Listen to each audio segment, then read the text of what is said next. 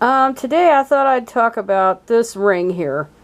Yesterday I commemorated an anniversary of sorts.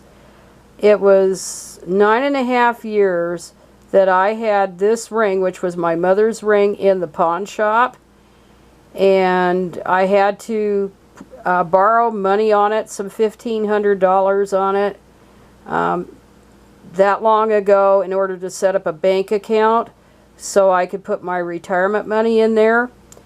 But I was so destitute, I wasn't able to pay anything but the storage fees, which of course that amounted to probably almost as much as the ring is worth.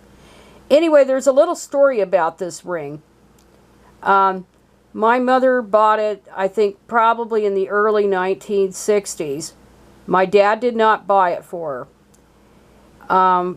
My mom and dad had a sand and gravel business, and one time my dad just decided to take it upon himself to go out and buy a rock crusher, and that had to cost tens of thousands of dollars.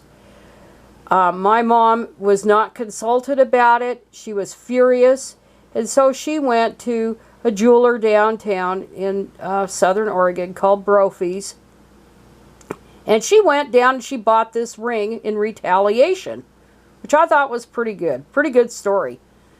So he had no say about this. She bought this ring, and it's a carat and a half, I believe it is, a flawless cut. So it's just like looking at glass. And I think at the time it was $1,500 or $2,000. This was back in the early 60s, I believe, 1960s. Anyway, there's another story attached to this. So my mom had it. She wore it every day. She wore it with her wedding ring. And I have her wedding ring, too.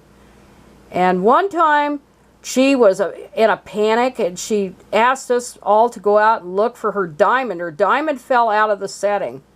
So we lived on like 63 acres of property near Phoenix, Oregon.